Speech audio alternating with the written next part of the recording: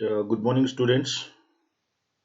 So today I'm going to start this second unit that I have already briefed you. So these are the content that I have already explained you a bit about optical property, tensile property, bursting strength, impact strength, tear strength, stiffness, crease or flex resistance, coefficient of friction, blocking, orientation and shrinkage, finally barrier properties and measurement of permeabilities. So this is the unit in which we need to talk about thermoplastic polymer. So first I'll show you two slides that is not a part of this unit, but it is required to explain what thermoplastic polymer exactly is. So if we talk about plastic, so there are so many definitions, but the main concept, or you can say the every definition used to say like that, the plastic is a material that can be molded into shape in any shape. So to that material we used to say it will be a plastic. So in the plastic, basically it is made up of polymer, and if we talk about the polymer, then polymer is something in which there is a monomer, and that monomer is attached to one another in a repeating order. So here in these slides you can see this is the simplest example. This is ethylene C2H4, and it is connected via this covalent bonding between carbon carbon, and means this is the carbon backbone, and this is known as polyethylene, or generally we used to say it is a polythene. So this is the simplest form of the polymer, and here down there are the two examples. One is the branched polymer and one is the cross-linked polymers. So in this case you can see there is a branch which is extending in one side, and here you can see there is a cross linking between the polymer. Fine. So this type of polymers which are extending in one directions, they will be termed as your this thermoplastic polymer. This is the one definition of the thermoplastic polymers, because they are having a simple chain and that chain is extending in one direction. Second, if we talk about the thermal behavior of the polymer, then there are two type of polymer. One is the thermosetting type of polymer and one is the thermoplastic polymer. So thermosetting polymer are those polymers when we heat them, they do not deform basically, and there is no softening and no melting in case of thermosetting. Uh, if you will heat them beyond a particular temperature, that temperature is responsible for breaking the bond between, then there will be expulsion of CO2 gas and it will decompose. Mean to say that it will not be melted and it cannot be molded into another shapes. But in case of thermoplastic, upon heating we can melt them and we can give a desired shape as we want. So I hope this concept of thermoplastic polymer is clear now. So now I'm coming to the crystalline structure of the plastic.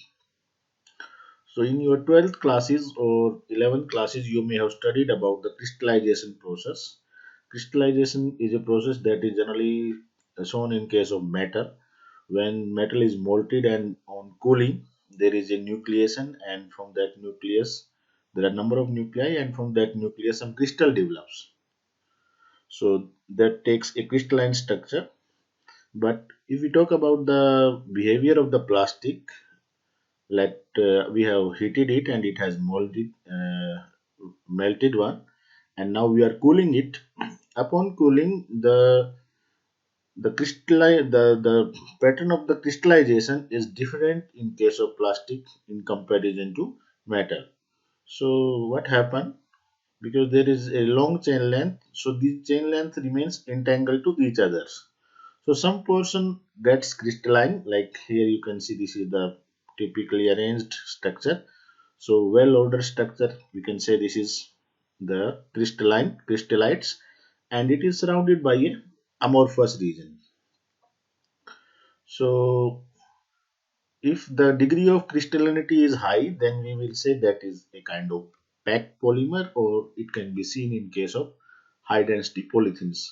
Mean to say that this degree of crystallinity, or this crystallite is the name of this structure. If these crystallites are in number is more in the structure, then that will contribute to density, or you can say the density of that polymer will be higher.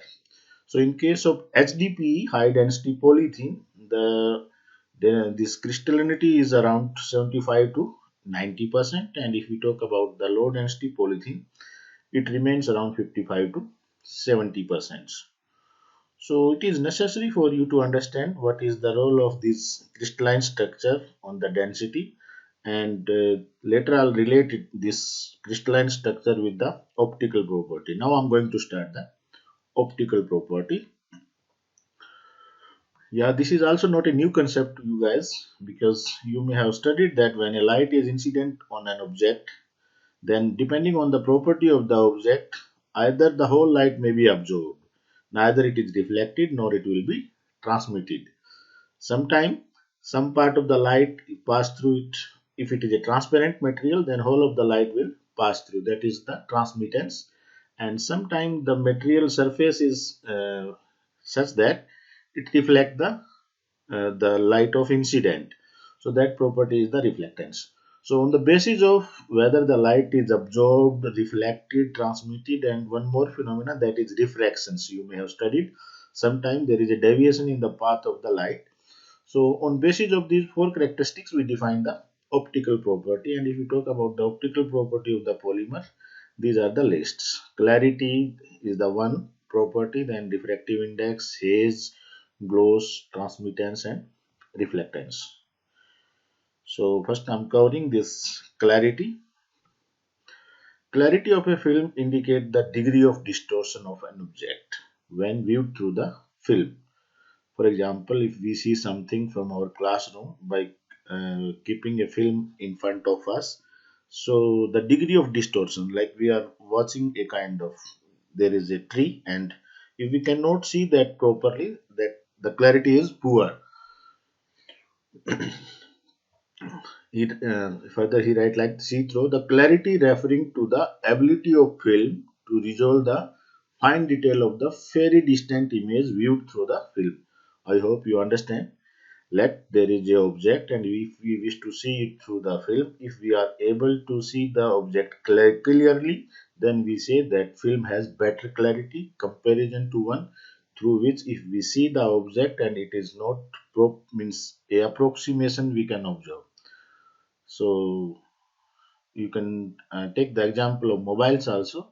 Like if our mobile camera is good, its megapixel is better, then we can find the fine detail of the image. And sometimes if the mobile camera is not that good, then we get a distorted image. I hope you understand. So down the line there is a second property, that is refractive index. And refractive index you may have studied in your lower classes. It is the sin I upon sin R, and it depends on the density, and it is a measure of ability of polymer to refract or to bend the light as it passes through. Understand? So the refractive index is the property of the material which decide whether the uh, polymer will, how much light will be refracted or bending will takes place. So here are the two examples. One example is the thick polythene and another example is the polypropylene. And according to the literature, if the density difference between the crystalline structure and amorphous region is high, before the starting this lecture, I describe about this slide, this one. This is the crystalline structure and it is surrounded with the amorphous region. If the density difference between the crystalline zone and the amorphous zone is high, like here in this case, density is around 10 kg per meter cube, and here in amorphous region it is around 840 to 850. So this much density difference is there, then that polymer will behave a opaque. means we will not able to see anything through that particular polymer. And contrary, if the density difference is less between the crystalline density and amorphous density, then that molding will be some kind of translucent. So I hope you understand the term translucent. It will appear colored, means you can see, but it will appear colored. So clarity, refractive index, then opaque and translucent. Now I'm covering, I'll talk little bit about the what are the characteristics of amorphous region and crystalline polymers. If it is amorphous region, the amorphous polymer, if it is free from any filler or other impurities, then are transparent. Mean to say that the amorphous polymer will behave as a transparent if a filler or any chemical is not there that absorb the light. If it will absorb the light, then it will behave as a colored one or translucent. Crystalline polymer are the translucent, but they will be transparent if the crystal structure such as spherulite is the terms that we commonly use for this crystalline surrounded with the amorphous, are smaller than the wavelength of the light. So in general, the crystalline polymers behave as translucent and amorphous polymer behave as a transparent. Now I'm coming to haze. Haze is something cloudiness or milkiness, and I think you may have studied about beer. There is a property, there is a problem, or you can say there is a fault in the beer manufacturing, haziness. Haziness means something cloudy, you can't see properly through. Like if there is a beer bottle and if we wish to see through it, we cannot see properly. That is a kind of cloudiness. So it is a desirable characteristic in juices. And in case of film, haze is how it is defined: light that is scattered on passing through a film or a sheet of a material can produce a hazy or smoky field when objects are viewed through the material. Mean to say that if the light is incidenting on a particular film and if it scatters, if the light gets scattered, then only the haziness will appear. And the scattering phenomena takes place when the crystalline polymer, the crystal structure is larger than the wavelength of the incident light, then only the scattering takes place. So it will contribute to the haziness. Last one is the gloss. Gloss of the film is kind of reflection. Gloss of a film has been defined as the degree to which a surface simulates a perfect mirror in its capacity to reflect incident light. So you might have seen some kind of glossy materials, means they give a kind of sign and they try to behave like a mirror. So that property is the glossiness. So it's all about your optical properties. Now I'm switching to this next one, that is the tensile property. So tensile property include four properties. One is the Young's modulus, second is the tensile strength, third is the yield strength, and fourth is the elongations. So these four properties are grouped under tensile property because all these properties are determined by a single instrument in the one test. So what tensile mean actually? Tensile meaning capable of being withdrawn out or stretched. Means if you hook, means let you have a bag of rice and if you hook it and you stretch it upside, then that is the tensile property or the behavior of the polymer when we stretching it up. How easily we can, like we are stretching it and if it breaks, then we say the tensile property is not good. Anyway, so first I'm talking about the Young's modulus. Young's modulus is not a, I think, new concept for you again. It is a ratio of stress and strain. It is the ratio of stress and strain. So I think you may be aware about the term stress and strain. Stress is something the force per unit area, like uh, you can take the example of bread loaf, or you can take the example of a polythene bundle, and when you put some weight, that weight per unit cross section area is the stress. Like you are applying 10 newton and 1 meter square, so the stress will be 10 newton per meter square. So whenever a stress is applied to the object, it induces some strain, and the strain is simply the change in the dimension divided by the original dimension. I'm again talking about the bread. Let we have initially taken a bread, and the loaf height was 5 centimeter, and I placed a weight of 2 kg.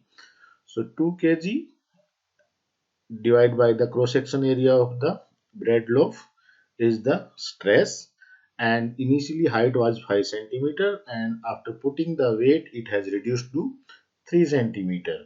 So what is the change in the dimension? Y minus 3.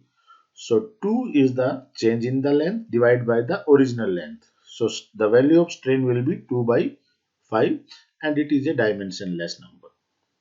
So the ratio of these two is known as Young's modulus, and there is a straight line for the elastic materials. Elasticity you may be knowing, I think. Elasticity is something when we put some weight, when we deform a material, or when we apply a stress to the material, then deformation takes place linearly. Mean to say that there is a spring, and if the amount you will stretch it, it will continue to stretch, and as you will relieve the force, it will regain the shape. So that is known as elasticity, and opposite to elasticity is the plasticity. In case of plasticity, the material do not regain the original shape. That material will be termed as plastic material. So the next property is the tensile strength. Tensile strength is the maximum load exerted on the test specimen during the test divided by the original cross section of the specimen. Simply you can say this is the maximum load applied during the test divided by the original cross sections. Down there is yield strength. Yield strength is simply the tensile stress at which the first sign of non-elastic deformation occurs, and it is the load at this point, and it is also known as yield point divided by the original cross section of the specimen. And finally the elongation, and is usually measured at the point where the film breaks and is expressed as the percentage of change of the original length of the material between the grips of the testing machine. I mean to say that, yeah, I'll explain in the next plot, I think. Before that, I have a video for you guys how to operate this test. So this lady will show you how to operate this test. So this is a texture analyzer or a testing machine. Here are these two clamps. The lower clamp is fixed one, and the upper arm can be is movable.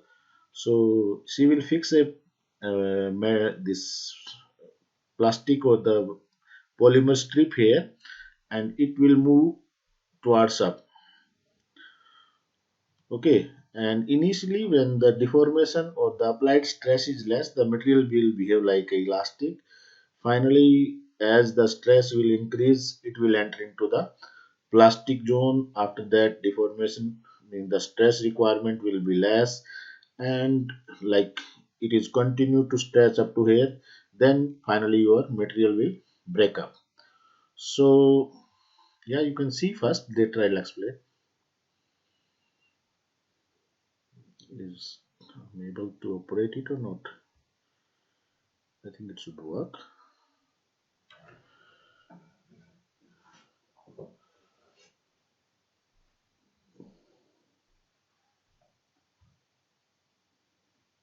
The video is not working. What happened? Just a minute. Now it should. Media unavailable. Okay, just a minute. Don't worry.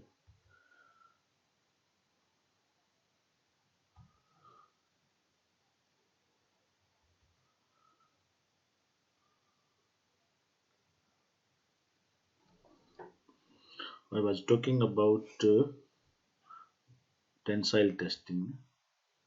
I think this may be the video. If everything goes well, cross your finger.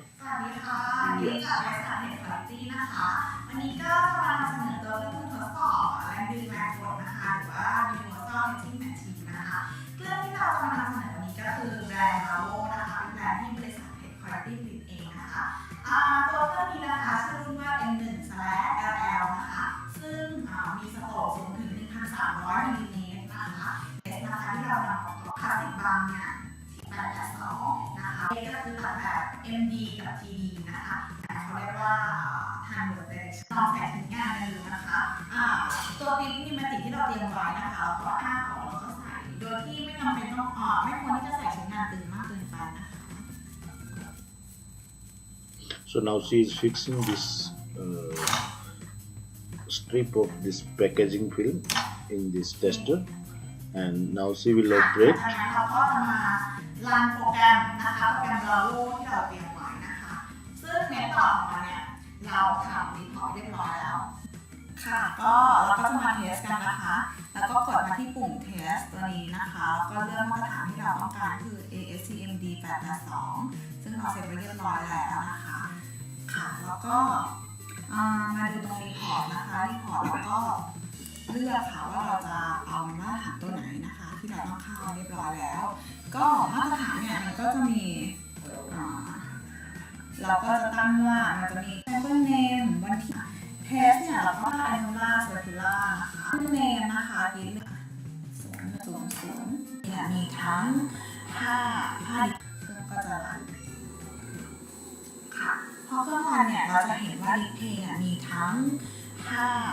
You can see the material is not, you can say, has been destroyed completely. It is continuously stretching.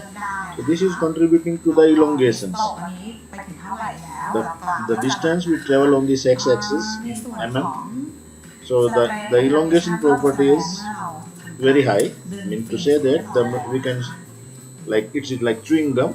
Before failure, we can stretch it as much as we can. So it is not so that it will not stir, it will not fracture. I think for sure it should be. Let's see.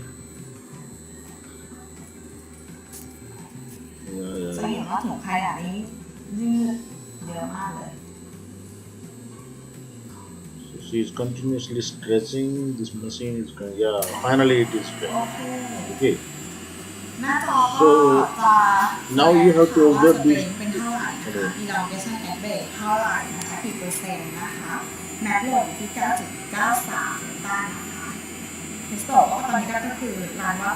For your convenience, let me repeat it.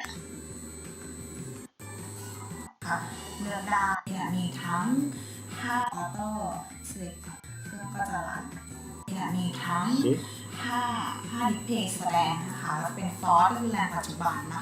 I think you have video, you can see time and again. No need to repeat this. Okay, fine. So now I'm coming to the lecture.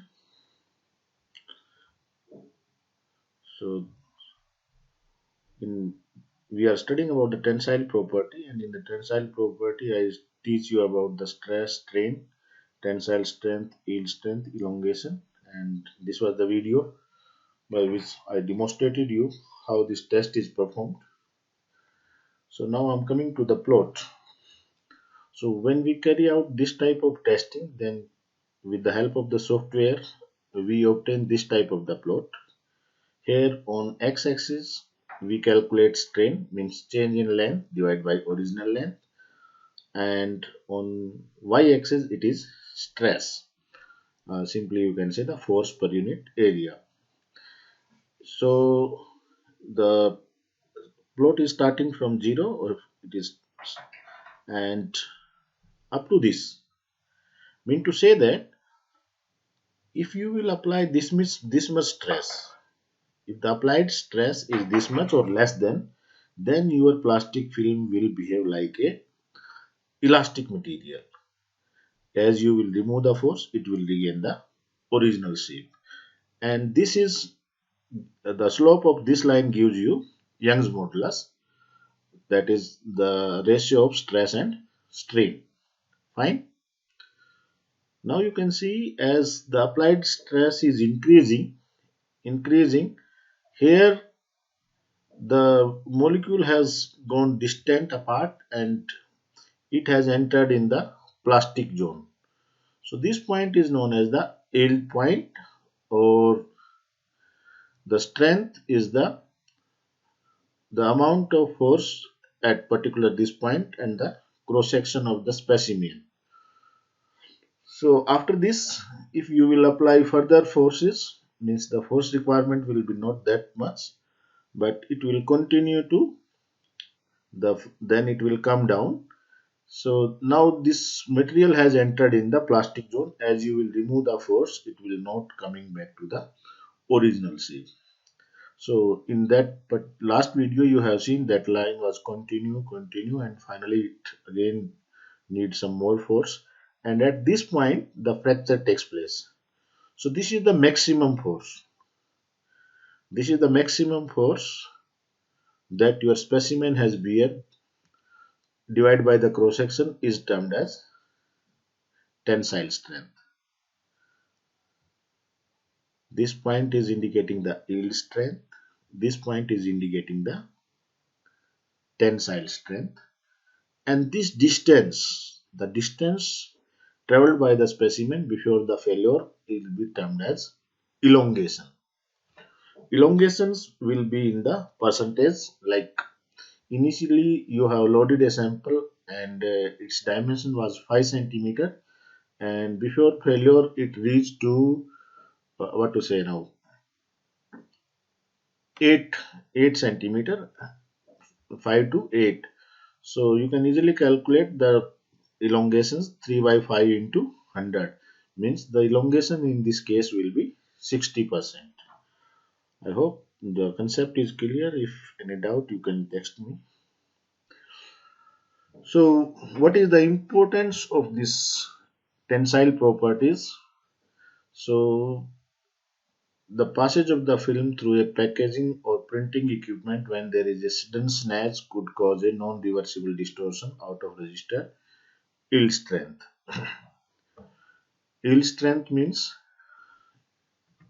this is the yield strength, and if yield strength is very less, listen me, this yield strength is comparatively less, then during packaging, how we carry out packagings, we take the film roll and it is continuously unwind and we are wrapping the food material. So accidentally when there is a sudden snatch, it can cause irreversible distortions. If yield strength is less, then it can cause non-reversible distortions or out of register. So then we will not be able to package the food material in the standard guidelines. Either the date of manufacture will be not there, and or the nutritional labeling will be disturbed if yield strength is less. Second, during unwinding of the plastic film, if elongation is very high, then uneven stretching of the film, like you are unwinding a roll, and for unwinding the rolls you put some pressure, you put some force, and due to that slight force the film start unwinding. If the elongation of that film is very high, then rather unwinding, what will happen, it will stretch like this. So then again it will be a problematic. And if it is too less, if elongation is too less, then you will apply a little force, then film will break. Yield point, certain amount of tension is required.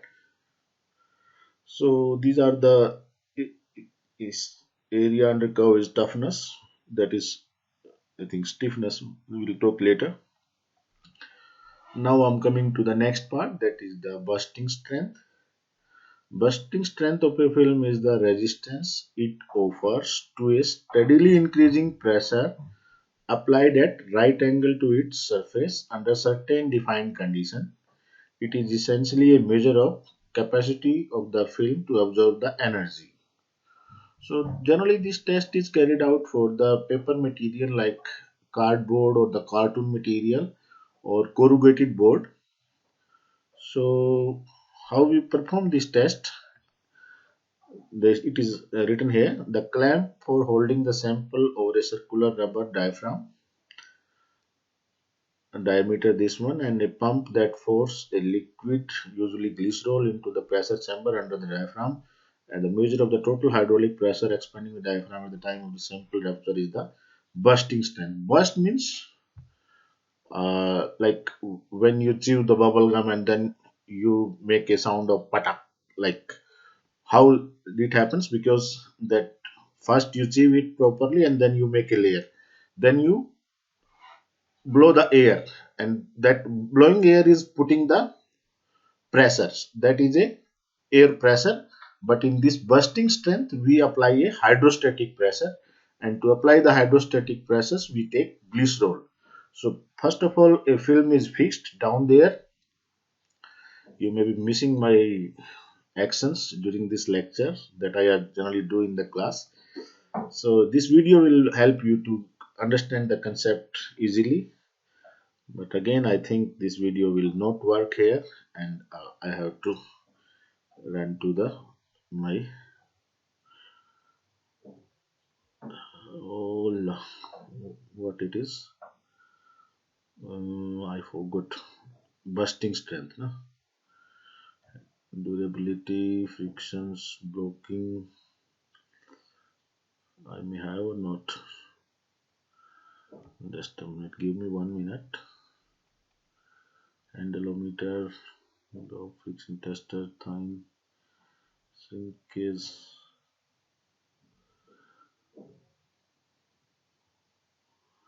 Film. I think it's not there.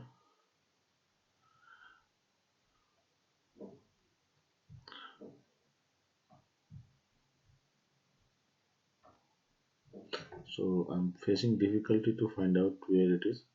Anyway, so let me try it again. If it should work, media is not available. Anyway, so for your convenience, I can explain. I think you can go back and listen me again. That is the bursting strength. And for impact strength, first I'll show the video. If video is working, then only it is. These are the two tests.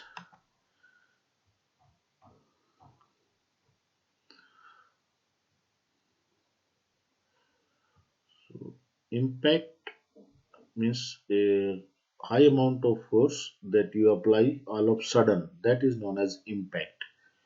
So in this case, first of all the film is fixed, and then this pendulum is released. It hit the film and put a impact. See here, the film has been fixed, and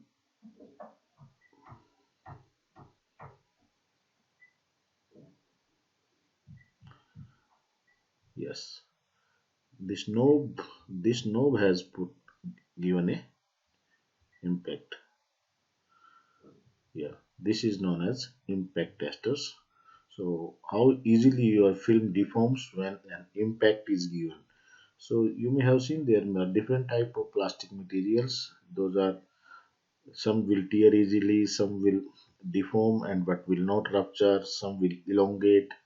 So this is the determination of the this what you say impact test, impact strength. There is another method by which we can carry out or we can determine the impact strength of the packaging material. This is known as dart drop testers. So here down there we use to fix the film in the bottom, and from the top we have a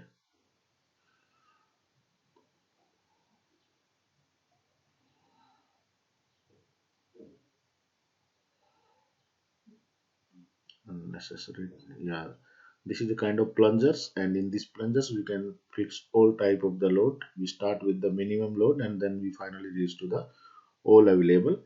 And simply by noting down the how much weight is required to rupture the this dart is fixed here and it is released from the top, it will fall down on the film, and if the film strength is not that good, it will rupture. It's not like that, not good. Every film has a specific limit, and that film will rupture. Means if the film ruptures or fails at the low force, then we say the impact strength is not that good. You will again see. So this is the how much impact is given to the. This is how much weight is required to destroy the film.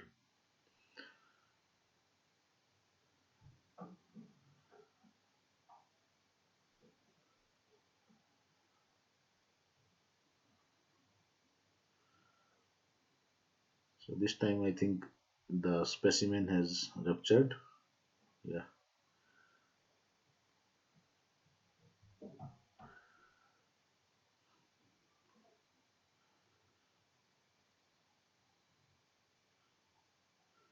From the top you are releasing. So these are the two tests by which you can determine the impact strength. So as I explained,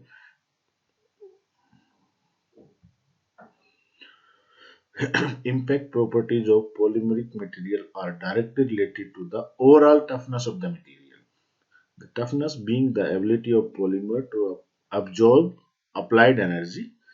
Absorb applied energy means when we are releasing this dart from the top, it is applied energy. If the material is capable to absorb that energy, it will withstand. If it fails, it will rupture. The impact strength of the film is a measure of ability to withstand the shock loading. Fine. The energy lost per unit of thickness is joule per centimeter. These are the methods that I have already explained. You can note down. Then one another test, it is the tear strength, and tear strength is generally carried out when we are dealing with the packaging of sharp product such as frozen bean, french fries. Rough handling may demand a tear. For example, it is unavoidable that tear will not happen in the packaging film. So in case of tear strength, let a tear has taken place, and then how easily or how difficult is to for that tear to propagate, that is known as tear strength. And to conduct this test, first of all we take a film metallic strip. In that metallic strip we intentionally make a cut, and then we load it in the machine, and how much force is required to tear that film, means for the tear propagation of that film, that is known as tear strength. And for example, let we are dealing with this Bhutan spring water or Kinley water. If the tear strength is not that good, mean to say that initially if the tear has taken place and it propagate immediately, that material will not be better for our, what do you say, uh, the packaging of these plastic bottles, because you have seen that whenever we lift the bottle case, then there may be cut, but sometimes we used to transport it from one place to another simply by putting hand inside that plastic wrap, because the tear strength is better and it will not propagate. Same time you can take the example of some material like what do you say, this tea bag. If you purchase a tea bag, Taj Mahal tea bag, then it is wrapped inside a very fine layer of polythene, and as we do little cut, then we can easily detach that film. In that case, if the strength is good, that is also not good for the product. So it depends on our requirement. I guess this will also not work. If it will work, no. I think when I connect it with the software, then it's not working. So let me try with available stock, and it is what it was. uh, I think handle-o-meter, no? Mm, no, handle-o-meter not. Tear testing, na? Tear test. flex durability, tear resistance. Yeah, this is the video. It will help you to understand very clearly.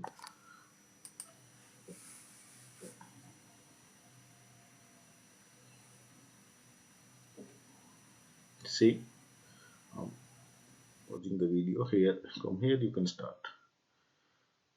My mobile, I think the desktop screen is not that clean, but they have made a intentionally cut here. Now this cut is propagating.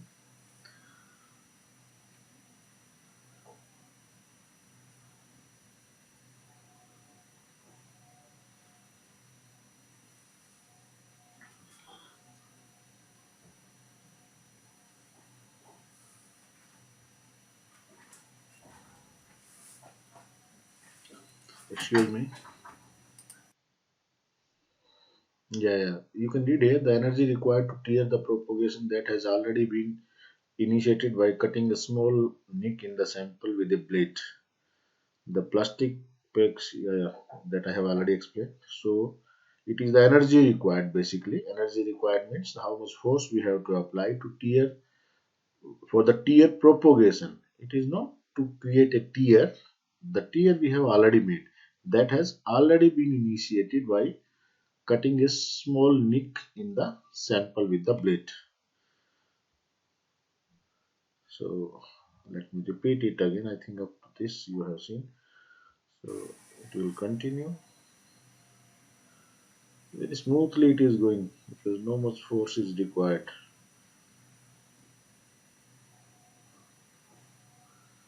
This force is required but not uneven form. And finally it will detach.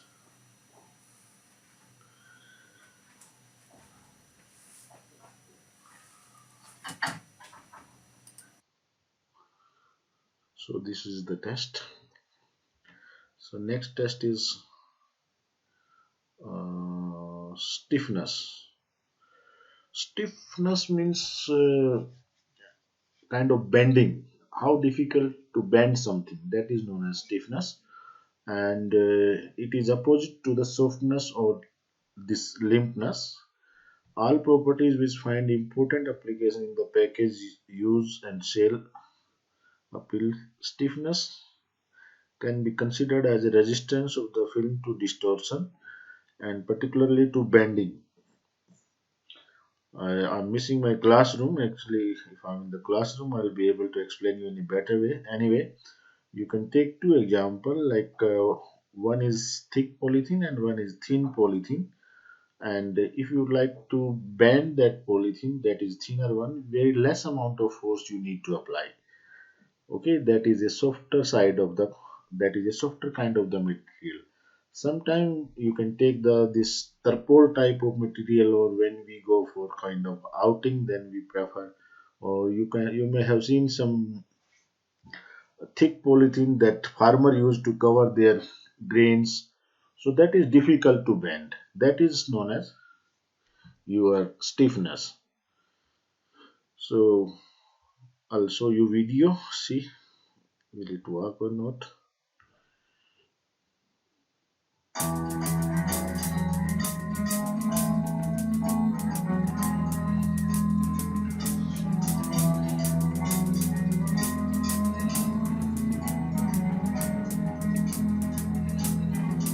So this gentleman, what he doing? He has spreaded the seat here.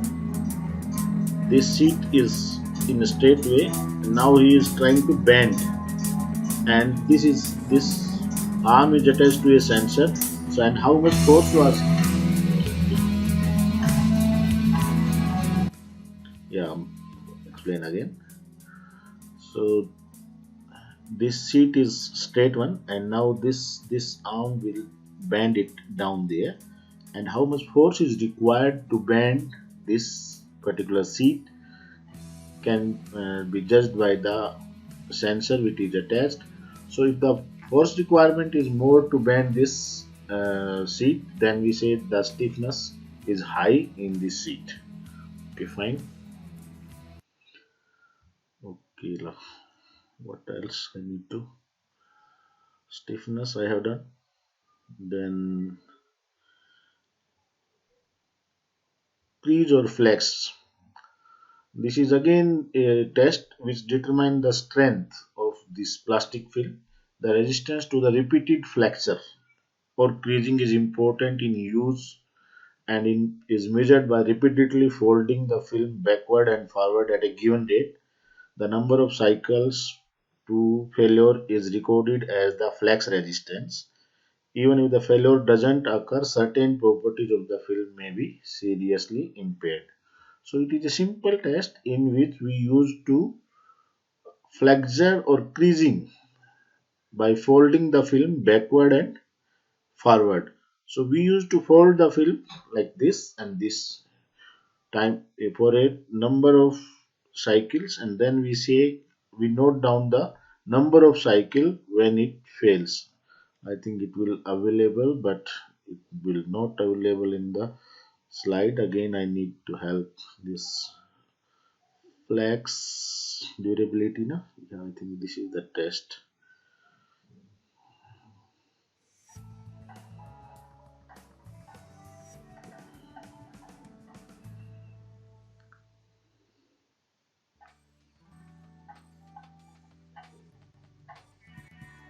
FDT02 is LabThink's latest generation of flex, which is designed for a flex resistance of flexible films, composite films, and coating films, etc. The device is able to simulate the twisting and crushing damages that the films suffer. So here it is a O-ring type structure in which down there is a clamp. We have make a kind of cylinder, and with the help of available hook we have fixed it. Now you can see, From production, manufacturing, and yeah, transportation. now they will start By the test. measuring the pinholes Yes, formed in the structure, once oil it is gas forward, permeation, once it is or backward. moisture vapor transmission change before and after testing. So Flex they resistance of note the down the material number of the can be cycles determined before to this provide film package design fails. and practical So this is known application as the with quantitative suggestions. flex resistance test. FDT02 employs 5 standard test modes, which strictly conforms to ASTM F397. Greatly improve the test efficiency while the precise control of servo motor affection greatly improves. That's all about. Then what else remaining in my slides? Coefficient of friction. Okay, coefficient of frictions and this blocking is not that big deal. I'll cover in the next class. Orientation and shrinkage is remaining, and then finally I'll talk about the this barrier properties. So thank you very much for watching this video, and if you have any doubt you can send me message on WeChat. On I'm also using WhatsApp. So hope you will enjoy it and you will find it useful. Thank you very much.